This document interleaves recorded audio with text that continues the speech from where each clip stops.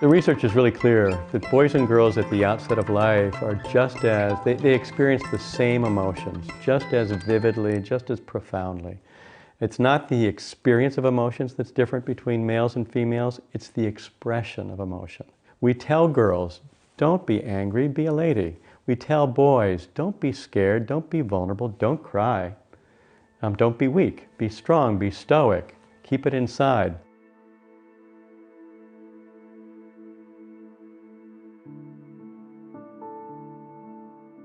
And we have coined a term called the man box. And that's a short form for the collective socialization of men that we've all been taught on some level, not asking for help, right? Always feeling like we have to be in control, not expressing any emotion except for anger. And all men and young men are taught that you're supposed to have power. That's part of what being a man is, dominance, power. And many of us, too often, even though it's the minority of men, exert that power over women and girls.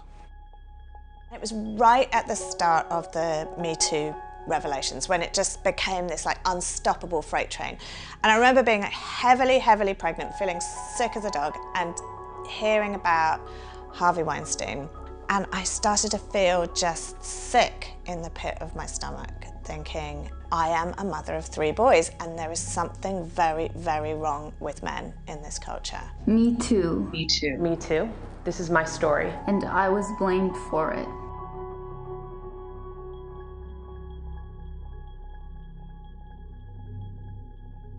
This is not just a few bad apples or a few people that, you know, that are bad actors in the system. This was the system. It felt like women and girls were on the right side of history and boys and men were on the wrong side of history. What would the mothers of all these people be thinking when they read that their son was a sexual predator? I was gripped with fear and, you know, terror almost that, you know, would I somehow unwittingly create sons that were like this?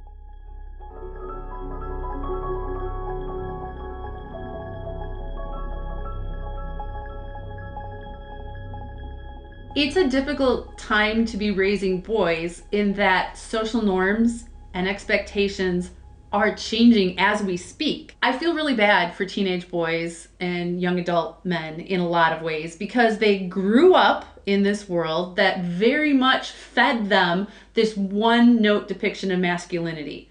Males are strong, males are on top, males get the girls. Like, this is the image that they were shown over and over and over on TV, in movies, in music, everywhere, that this was how you are supposed to be. So we've got teenage boys and we've got young adults who grew up learning one set of values, and now we're in this process where things are shifting, but we're not fully there yet. What's changed for boys, I think, is the idea of gender and fluidity of it. There's much more conversation around LGBTQ, trans, gender nonconforming individuals, the binary, cisgender. Like, they're dealing with language that we've never had before. I think we all have fears for our sons, and I think that girls are allowed to be a wider range of things within their peer groups. And that is not to say there are not many pressures on girls, of course there are, but I think in this one way that we have, as a society, this very deep-seated fear of emasculating boys.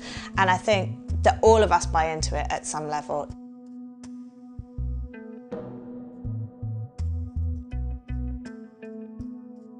So we were at a store, a thrift store actually, and one of our boys picked up this Barbie like horse trailer. It was bright pink. He loves horses. And he loved horses, and so I was like, okay, that looks cool. So we were, you know, walking up to the register, and this guy's like, hey, I'll hold on to that, or I'll distract him while you hide you can go put it the back, trailer. because it was pink. Because it was pink. I'm like, I don't care if he has a pink trailer.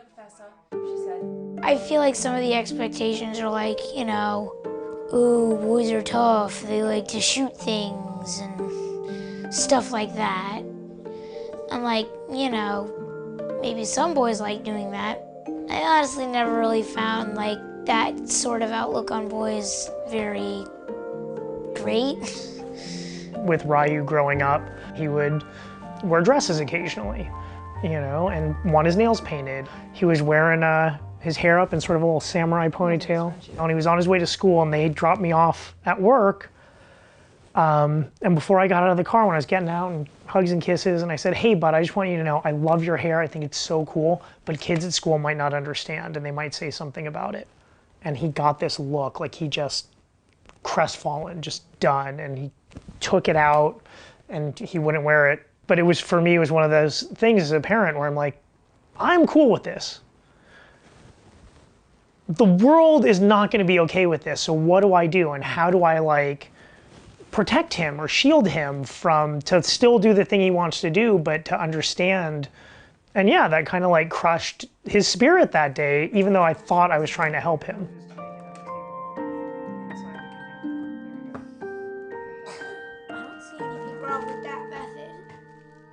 It started maybe at the age of 4 or 5. I began to just toss him in sports, thinking, well, you're a boy. Boys do this, boys are tough, boys are supposed to be aggressive, and this is how you learn how to be aggressive. I felt that pressure as a single mom, as a young mom, to do that. I felt like, okay, well, I'm leaning on my community since I'm a single mom, and this is what my community says is the best for a single mom and a young boy. My son did not enjoy that. He didn't enjoy it. He didn't stick with anything. He hated it very much, and very much get emotional about it, cry about going to practice and these things that he didn't like. He didn't like being hit in football. He didn't like the aggressiveness of basketball. And you know, at first I did move into a space of, well, toughen up, you know, and I talked to the coaches and I received the same response. He'll get used to it.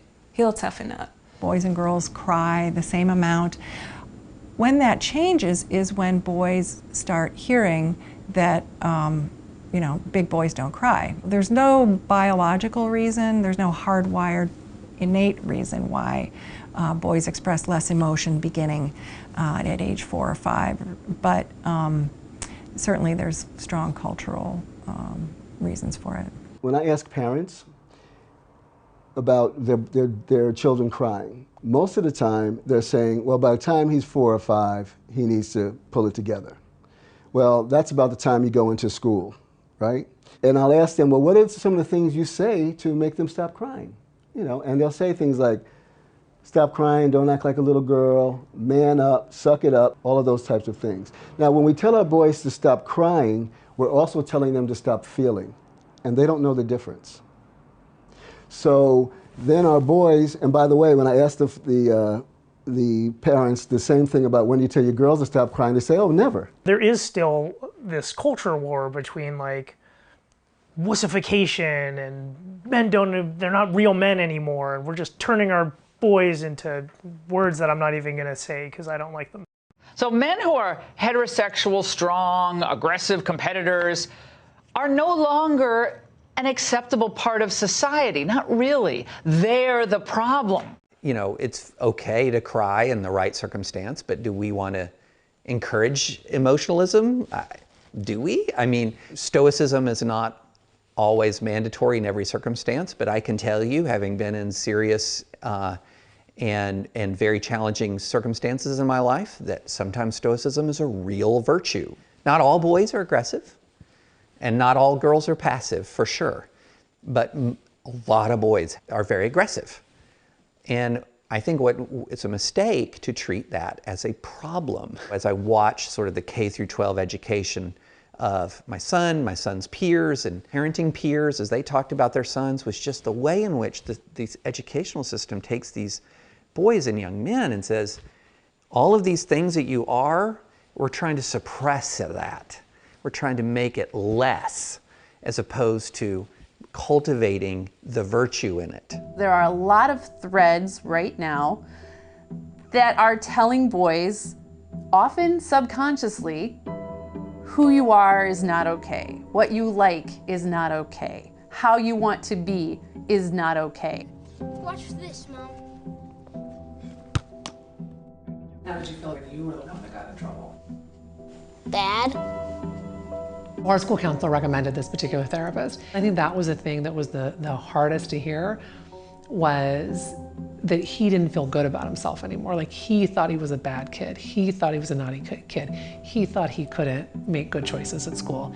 You know, he thought he always had bad behavior. Boys can often be very dramatic. They can be difficult. And what many schools have done historically is blame the boy, conclude that the boy isn't ready to learn. Children are so vulnerable to picking up what we think of them, and they incorporate those ideas into their identities, who they think they can become, their imaginations for who they are.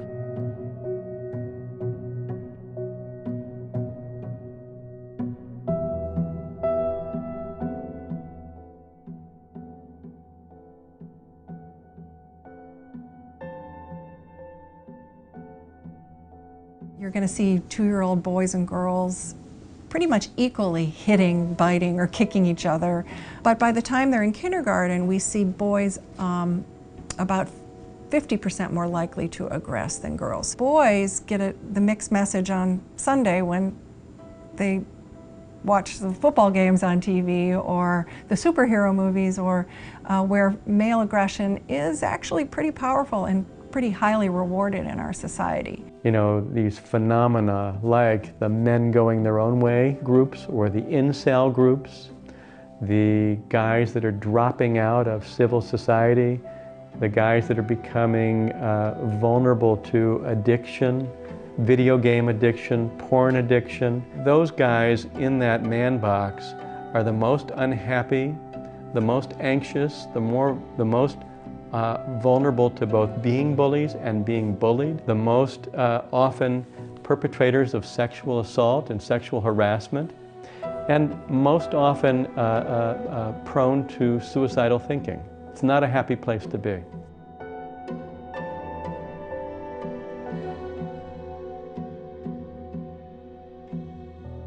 I continued to run across women who were raising boys and complained a lot about not having male mentors around. I've also had those fears. I've also had those concerns. So as a single mom, a part of me still feels that you should open up the door for a male mentor, but make sure that male mentor isn't someone that's forcing the child to be something he doesn't want to be, and that it reflects back to him who it is that he wants to be. He was more of an artistic child. He enjoys music and he enjoys swimming. We don't actually really need those very strict rules about how to be this way or that way. What is this new masculinity for these young men that we're raising? For me, it's about, you can be strong without having to be aggressive. And you can be a leader without having to be domineering. And I can be a feminist raising a feminist boy, and we can both go out and tackle the snot out of people. My son mentors now consist of male artists who reflect to him what he can be and be secure in that. Leadership matters big time. You can see with good leadership, boys in that environment becoming honorable, becoming brave, becoming the kind of people who understand that sometimes you have to sacrifice for others. With bad leadership, it sets their aggression free. It's sort of unrestrained aggression. And that if they're not disciplined, that's a terrible combination. Hey, Acid, you gotta go faster, right? We're going full speed every single time.